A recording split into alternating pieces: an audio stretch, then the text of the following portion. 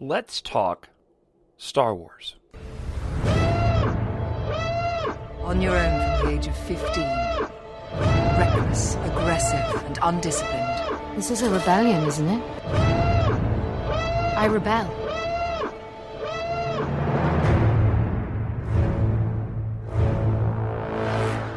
We have a mission for you. A major weapons test is imminent. We need to know what it is and how to destroy it. Is that clear? Yes, sir. My nerd world.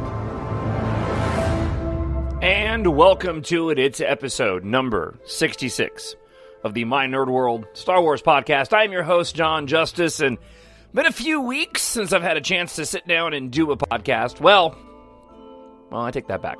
I've had the chance to sit down and do a podcast. I've just had to do so.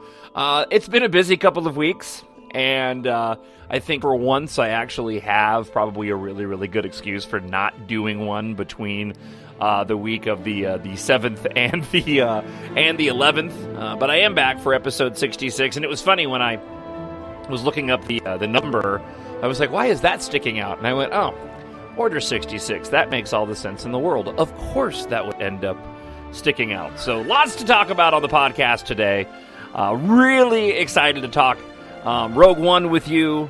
We do have some Han Solo spinoff news, and I am now officially excited for the Han Solo spinoff film that we're going to get. That's not to say I wasn't excited before, but they've added one particular individual to the cast that now has me very, very excited for this film.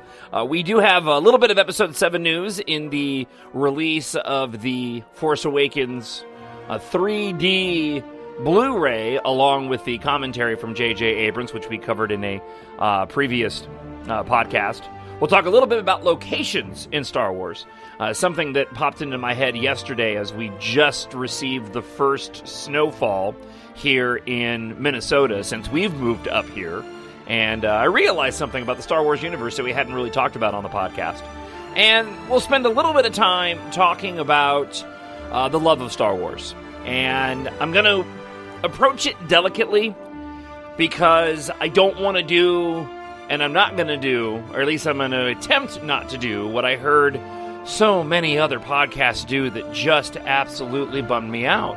It actually caused me to turn off several podcasts just because of the subject matter of which they were covering, and I was just immensely disappointed that, you know, we come and do these podcasts to visit that galaxy far, far away, and to get away from other things. And it was really unfortunate that, at least in my opinion, so many people took it as an opportunity to venture away from that galaxy far, far away. And it bummed me out. It bummed me out. So we're going to talk about, again, just why we love Star Wars, why I love Star Wars, and just all the different ways, and what George Lucas ended up creating with Star Wars that really made it the great equalizer, in my opinion. And I don't think that was his intention, but I don't think I think most of what's happened with Star Wars and how popular Star Wars is something that was well beyond what George Lucas had intended when he created the stories that he created. I think he just wanted to create good stories, and we all know the background behind it, and starting off with the Saturday morning serials. And, I don't think he really had intended it to be such a phenomenon, something that was going to span so many generations, something that was going to be so much about families and become a part of family and friends. And we'll talk a little bit about that at the end of the podcast. So let's get into some Rogue One news. And not so much news, but we're down to the final 20-some-odd days until Rogue One comes out. To say I'm excited is an understatement. I think this is going to be an amazing film. We're in that stage of the promotion where we're getting hit with trailer after trailer after trailer now. Much in the same way we did with The Force Awakens.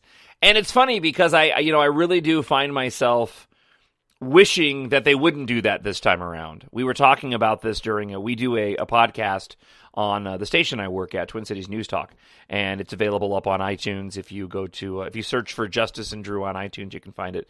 But we do a movie talk show, which is essentially lifted directly from Collider's movie talk show. I basically took their daily movie talk show that they do, which is available on YouTube and iTunes as well, and just lifted their format, and we do our own once a week where we cover the movies that are coming out that weekend, Blu-ray releases and whatnot. And we talked a bit about how we're getting so many trailers for Rogue One, and I don't need to be sold anymore. And Rogue One's a little bit different because with The Force Awakens, we were dissecting, and I was dissecting every single one of those trailers and every single little piece and bit of dialogue. Not doing that so much with Rogue One just because, there isn't the mythology behind it. And I wish that I could look away and not watch all these trailers, but I just can't help myself because the footage just looks absolutely amazing. I am so excited for this movie. I'm not as excited for this film as I was The Force Awakens, but that's an impossible task. And there's no way that The Force Awakens or that Rogue One could ever match my level of enthusiasm, probably ever again. We spent an entire podcast talking about how that was the first time.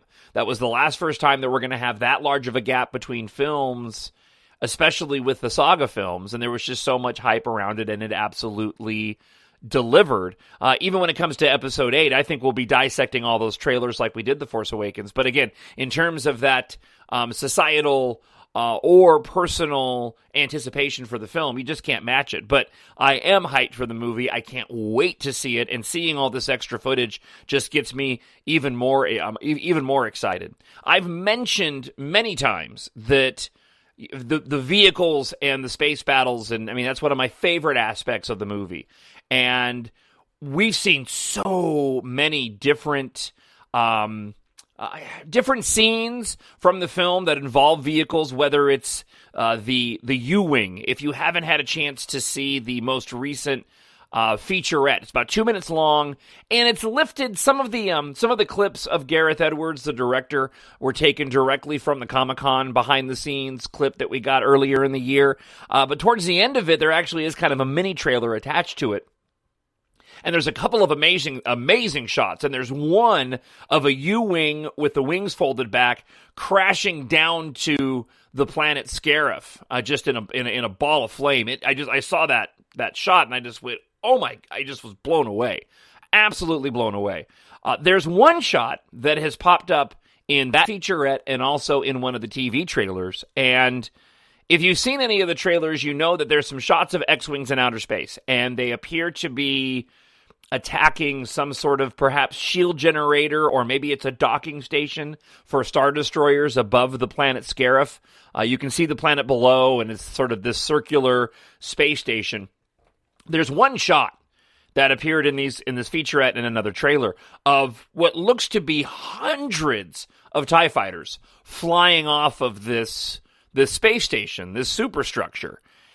And that shot probably was my favorite shot so far for a number of different reasons. And I would encourage you to go and check it out. If you go to YouTube and you search Jon Justice Show, I think is what it's still under. I should probably change that. But I've got playlists that I'm fairly certain are available to everybody. I don't think I have them set to private.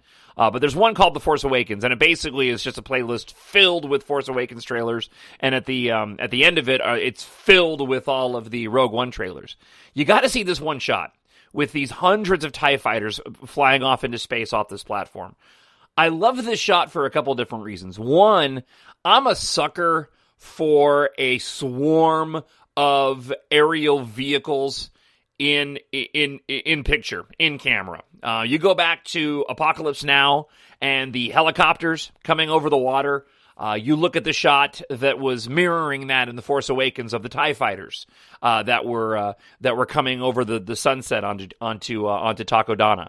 When you go to Star Wars, when you look at the the shots of the X-Wings getting ready to battle the Death Star, or in Return of the Jedi when the Falcon is flying towards the Death Star 2, and all of those X-Wings or all those TIE fighters and interceptors come flying past the cockpit of the Millennium Falcon. Independence Day, the first Independence Day, when all the fighter jets are flying towards one of the alien ships before they realize that the shields were up.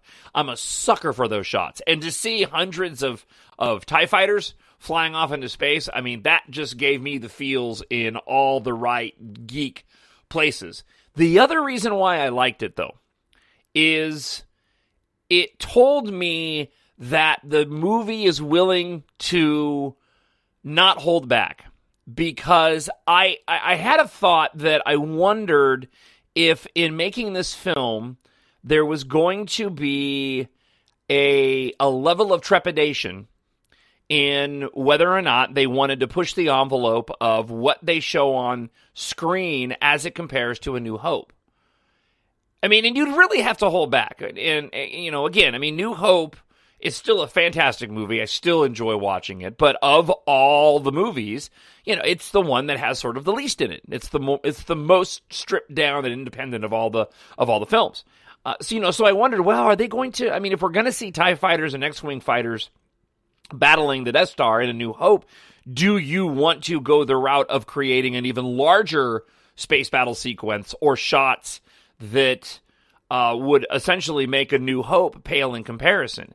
And when I saw that shot of the hundreds of TIE fighters, I was glad to know that, to me, that was an indication that they were not holding back, that they were going to make this movie as best as possible, regardless of how it compares to A New Hope. And I think that they're allowed to do that. I firmly believe that they're allowed to do that. And I think most people understand when A New Hope was made. And I'm very appreciative of the special editions, and I've made no... I haven't not hidden the fact that I'm totally fine if they were to go back and beef them up even more based off of the modern technology and how much work you can do with CGI. I would love to see them go back into all three of the original trilogy movies and fix some of the newer CGI they did and even add in more. I mean, you could do it seamlessly now, in a way that even George Lucas couldn't have done back in 1997 when he made the special editions. So I'm really glad to see that they are making this movie as big in scale and scope as possible with, in my mind, little thought to how A New Hope is going to stack up to it. And I've mentioned this before, and I'll say it again, I like the fact that what we'll get in Rogue One is going to enhance what we watch in A New Hope. It's going to raise the stakes of A New Hope even more, knowing what this band of rebels went through in order to steal the Death Star plans. Spoiler alert. So, if you haven't checked the trailers out, I would encourage you to do so. I do have one question, though, which I think is just one, well, more of an observation and then a question. But I'll form it for the sake of the podcast in the form of a question, and that is, where are the TIE Strikers? So this is one of the new vehicles, right? These are supposed to be in the atmosphere Empire spaceships. Well, I guess they're spaceships, but they're in atmosphere, and they're the new iteration of the TIE fighter. Looks like sort of their pill-shaped cockpit, more indicative of like a TIE bomber than an actual TIE fighter, at least one of the cells. And then it has sort of half wings like the Interceptor on top. It looks amazing. I have one of the toys right here in front of me. They look just spectacular, but they haven't shown a single one in any of the trailers. It's been in some of the marketing and the posters, but they haven't shown a single one of those yet. I'm really surprised by that. I hope it's because they're holding back and not because they're not in the movie that much, because I really want to see those particular ships in action. I don't think they're holding back. I know they're holding back on Tarkin. Tarkin is supposed to be in the film reversed aged, much in the same way that they did Michael Douglas, as we've talked about in Ant-Man, or Robert Downey Jr. in Captain America Civil War. The technology is supposed to have advanced to the point where we should be able to see an incredibly slightly younger Tarkin Grand Moff Tarkin in Rogue One, and they've been holding back on that as well. So I hope that's just because they're saving a few things for when we go to the theater, and they're not going to show us everything. I did learn a lesson, though, and then we're going to move over to some other news and again, talk a bit about the love of Star Wars, why we love Star Wars so much, and end on a really positive note. But I do want to